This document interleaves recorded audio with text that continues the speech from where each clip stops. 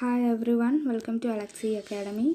C308 Transportation Engineering 1 എന്ന പേപ്പറിലെ module 6 ആണ് നമ്മൾ ഈ വീഡിയോ മുതൽ ഡിസ്കസ് ചെയ്യാൻ പോകുന്നത്. മൊഡ്യൂൾ 6ൽ നമുക്ക് പഠിക്കേണ്ട topics runway orientation, basic runway length, അതുപോലെ ജോമെട്രിക് ഡിസൈൻ ഓഫ് റൺവേ, പിന്നെ taxi way design, terminal area planning, airport marking, lighting of airports, air traffic control. ഇത്രയാണ് നമുക്ക് പഠിക്കേണ്ട ടോപ്പിക്സ്. അപ്പോൾ നമുക്ക് ആദ്യം അതിലെ റൺവേ ഓറിയൻറ്റേഷൻ എന്താണെന്ന് നോക്കാം. അപ്പോൾ ഈ ഫിഗറിൽ നമ്മളൊരു എയർക്രാഫ്റ്റ് കാണുന്നുണ്ട്. അപ്പോൾ റൺവേ എന്ന് വെച്ചാൽ എന്താണ്? ബേസിക്കായിട്ട് റൺവേ എന്ന് പറഞ്ഞാൽ ഒരു എയർപോർട്ടിൽ എയർക്രാഫ്റ്റ് വന്ന് ലാൻഡ് ചെയ്യുന്ന സ്പേസ് അല്ലെങ്കിൽ ടേക്ക് ഓഫ് ചെയ്യുന്ന ആ ഒരു ലെങ്ത്തിനെയാണ് നമ്മൾ റൺവേ എന്ന് പറയുന്നത്. ഇനി റൺവേയുടെ ഓറിയൻറ്റേഷൻ എങ്ങനെയായിരിക്കും നമ്മളൊരു റൺവേ പ്രൊവൈഡ് ചെയ്യുക എന്നുള്ളതാണ്. റൺവേ നമ്മൾ എപ്പോഴും പ്രൊവൈഡ് ചെയ്യുന്നത് പ്രിവെയിലിംഗ് വിൻഡിൻ്റെ ഡയറക്ഷനിലായിരിക്കും. അപ്പോൾ പ്രിവെയിലിംഗ് വിൻഡ് എന്താണെന്ന് നമുക്ക് ഡിസ്കസ് ചെയ്യാം. അപ്പോൾ ഈ ഫിഗറിൽ കാണുന്നത് ട്രിവാൻഡ്രം എയർപോർട്ടിൻ്റെ റൺവേയുടെ ലെങ്ത്താണ് കാണിച്ചിട്ടുള്ളത്. ഗൂഗിൾ മാപ്പ് ഇമേജാണ്. അപ്പോൾ ഇതിൽ ഡീറ്റെയിൽസ് പറയുന്നുണ്ട്. ഒരു റൺവേ ആണ് ട്രിവാൻഡ്രം എയർപോർട്ടിനുള്ളതെന്ന് പറയുന്നുണ്ട്. അതിൻ്റെ ലെങ്ത്ത്, ഓപ്പൺ ചെയ്ത ഡേറ്റ്, ഓപ്പറേറ്ററൊക്കെ പറയുന്നുണ്ട്.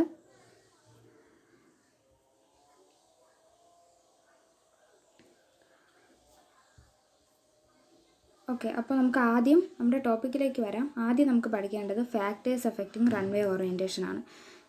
ആദ്യത്തെ ഫാക്ടറാണ് wind, second one air space availability, third one environmental factors, fourth one obstruction to navigation, fifth one air traffic control visibility, അടുത്തത് wild life hazards, last one terrain and soil consideration. അപ്പോൾ ഒരു എയർപോർട്ടിന് വേണ്ടിയിട്ട് runway provide ചെയ്യുമ്പോൾ നമ്മൾ ഇത്രയും factors അവിടെ ശ്രദ്ധിച്ചിരിക്കണം. ഇനി അതിൽ ആദ്യത്തെ ഫാക്ടറാണ് വിൻഡ്. വിൻഡാണ് ഏറ്റവും ഇമ്പോർട്ടൻ്റ് ആയിട്ടുള്ള ഫാക്ടർ. ഓറിയൻറ്റേഷൻ ഓഫ് റൺവേയിൽ ഏറ്റവും ഇമ്പോർട്ടൻ്റ് ആയിട്ടുള്ള ഫാക്ടർ എന്ന് പറയുന്നത് വിൻഡാണ്.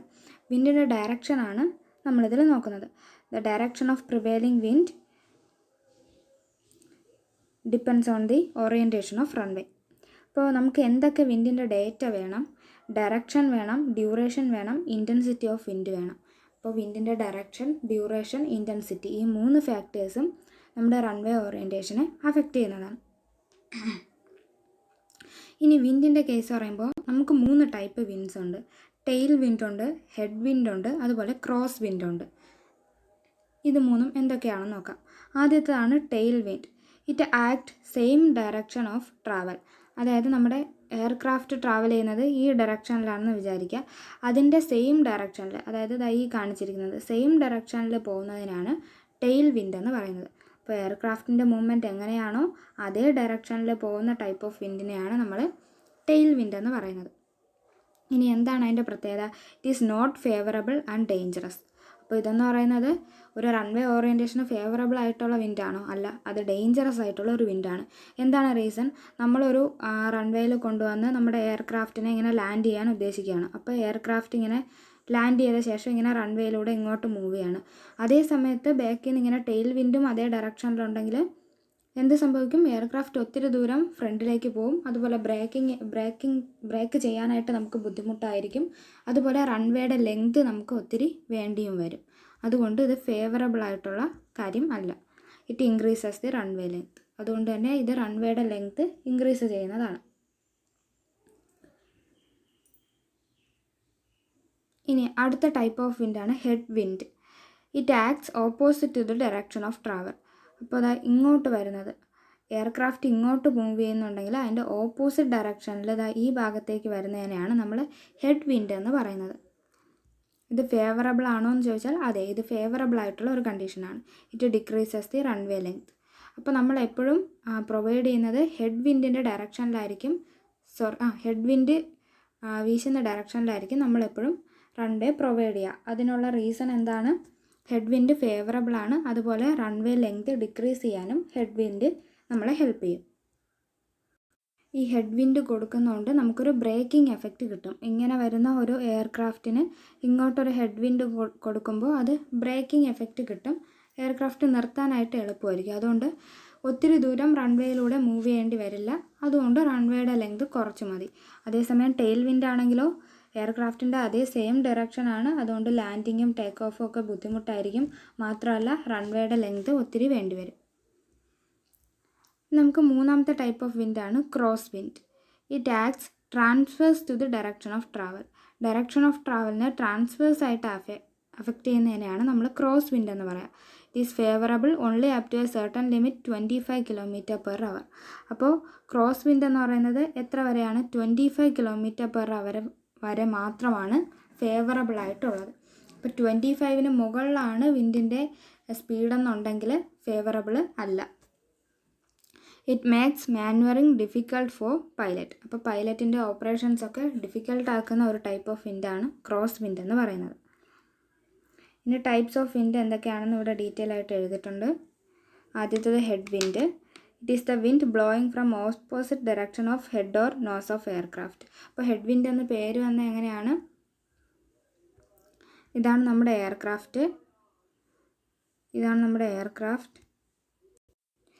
ഈ എയർക്രാഫ്റ്റിൻ്റെ ഹെഡിന് ഓപ്പോസിറ്റ് ആയിട്ടാണ് നമ്മുടെ വിൻഡ് ആക്ട് ചെയ്യുന്നത്. ഇതാണ് എയർക്രാഫ്റ്റിൻ്റെ ഹെഡ്. ഇതിന് ഓപ്പോസിറ്റ് ഡയറക്ഷനിൽ ആക്ട് ചെയ്യുന്നതുകൊണ്ടാണ് നമ്മൾ ഹെഡ് വിൻഡ് എന്ന് വിളിക്കുക. It provides breaking effect during landing and greater on wings during take off. This length of runway gets decreased by 10%. അപ്പോൾ ലാൻഡിങ് സമയത്തും ടേക്ക് ഓഫ് സമയത്തൊക്കെ ഒരു ബ്രേക്കിംഗ് എഫക്റ്റ് കൊടുക്കുന്നുണ്ട്. അതുകൊണ്ട് തന്നെ റൺവേയുടെ ലെങ്ത് കുറച്ച് മതി. 10% വരെ റൺവേ ലെങ്ത് നമുക്ക് ഡിക്രീസ് ചെയ്യാൻ പറ്റും.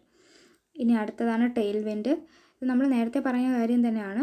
Wind which is blown in the same direction as on aircraft. It increases stopping distance and lift off distance dangerous too. അപ്പോൾ ടെയിൽ വിൻഡ് എന്ന് പറയുന്നത് എയർക്രാഫ്റ്റിൻ്റെ മൂവ്മെൻറ്റിന് സെയിം ഡയറക്ഷനിലാണ് ആക്ട് ചെയ്യുന്നത്. അതുകൊണ്ട് തന്നെ സ്റ്റോപ്പിംഗ് ഡിസ്റ്റൻസ് ഇൻക്രീസ് ചെയ്യും. അതുകൊണ്ട് തന്നെ അത് ഡേഞ്ചറസ് ആണ്, നമ്മൾ പ്രിഫർ ചെയ്യുന്ന ടൈപ്പ് അല്ല. അടുത്തതാണ് cross wind. Cross wind makes an angle with the direction of aircraft movement. അപ്പോൾ എയർക്രാഫ്റ്റ് മൂവ്മെൻറ്റിൻ്റെ ഡയറക്ഷനായിട്ട് ഒരു ആംഗിൾ, ട്രാൻസ്വേഴ്സ് ആയിട്ടുള്ള ഒരു ആംഗിൾ മേക്ക് ചെയ്യുന്നതാണ് ക്രോസ് വിൻഡ് ചെയ്യുന്നത്. If this component is more then aircraft may not maneuver safely. Generally it should not be more than 25 km/h. അപ്പോൾ ഇതിൻ്റെ limit വെച്ചിട്ടുള്ളത് 25 km/h ആണ്. അതിന് മുകളിലാണെങ്കിൽ ക്രോസ് വിൻഡ് ഫേവറബിൾ അല്ല. അപ്പോൾ ഇത്രയുമാണ് റൺവേ ഓറിയൻറ്റേഷനെ പറ്റിയിട്ടും അതിൻ്റെ ഫാക്ടേഴ്സിനെ പറ്റിയിട്ടും പറയാനായിട്ടുള്ളത്. ഇനി നമുക്ക് 2-3 ടേംസ് പഠിക്കാനുണ്ട്. അതിലാദ്യത്തെയാണ് wind coverage. Wind coverage or usability factor of airport is the percentage of time in a year during which the crosswind component remains within the limits as specified above is wind coverage. അതായത് cross wind component എന്താണെന്ന് നമ്മൾ മുന്നേ പറഞ്ഞിട്ടുണ്ടായിരുന്നല്ലേ. Cross wind എന്താണ്? Transverse ഡയറക്ഷനിലുള്ള വിൻഡാണ്. ഇത് favourable ആവുന്നത് 25 km/h താഴെയാണെങ്കിൽ മാത്രമാണ് cross wind favourable ആവുന്നതെന്നും നമ്മൾ പറഞ്ഞു. അപ്പോൾ വിൻഡ് കവറേജ് എന്ന് ഉദ്ദേശിക്കുന്നത് അതിൻ്റെ മറ്റൊരു പേരാണ് യൂസബിലിറ്റി ഫാക്ടർ കേട്ടോ. Wind coverage is the percentage of time in A year during which the cross wind component remains within limits. അപ്പോൾ ഈ ക്രോസ് വിൻഡ് കമ്പോണൻറ്റ് അതിൻ്റെ ലിമിറ്റിൽ റിമെയിൻ ചെയ്യുന്ന ടൈം, ഒരു ഇയറിലുള്ള പെർസെൻറ്റേജ് ഓഫ് ടൈമിനെയാണ് നമ്മൾ വിൻഡ് കവറേജ് എന്ന് പറയുന്നത്. ഓക്കെ, അപ്പോൾ ക്രോസ് വിൻഡ് കമ്പോണൻറ്റിൻ്റെ ലിമിറ്റ് എത്രയാണെന്ന് ചോദിച്ചാൽ 25 km/h ആണ്. ആ ലിമിറ്റിൽ റിമെയിൻ ചെയ്യുന്ന പെർസെൻറ്റേജ് ഓഫ് ടൈമിനെയാണ് നമ്മൾ വിൻഡ് കവറേജ് എന്ന് പറയുന്നത്. അതായത് നോർമലി 95% ഓഫ് ദി ടൈമിലും cross wind component maximum cross wind കമ്പോണൻറ്റിനെക്കാളിലും സ്മോളർ ആയിരിക്കും. അപ്പോൾ ആ ടൈമിനെയാണ് നമ്മൾ വിൻഡ് കവറേജ് എന്ന് പറയാം. ഇനി അടുത്തതാണ് calm period. This is the period for which the wind intensity remains below 6.4 km/h. അപ്പോൾ വിൻഡിൻ്റെ മാക്സിമം ഇൻറ്റൻസിറ്റി 6.4 km/h ബിലോ ആയിട്ടുള്ള പീരീഡിനെയാണ് നമ്മൾ കാം പീരീഡ് എന്ന് പറയാം. This is common to all direction and hence can be added to wind coverage for that direction. അപ്പോൾ എല്ലാ ഡയറക്ഷനിലും ഈ calm period എന്ന് പറയുന്നത് കോമൺ ആണ്. അതുകൊണ്ട് തന്നെ calm period is equal to 100 minus total wind coverage എന്ന് നമുക്ക് എഴുതാനായിട്ട് പറ്റും. ഓക്കെ, അപ്പോൾ നമ്മൾ ഇന്ന് പറഞ്ഞത് റൺവേ ഓറിയൻറ്റേഷൻ, അതിൻ്റെ ഫാക്ടേഴ്സ്, വിൻഡിൻ്റെ ടൈപ്പ്, അതുപോലെ വിൻഡ് കവറേജ്, കാം പീരീഡ്, ഇത്രയും കാര്യങ്ങളാണെന്ന് പറഞ്ഞത്. ഇതിലെന്തെങ്കിലും ഡൗട്ട്സ് ഉണ്ടെങ്കിൽ ചോദിക്കുക. Thank U.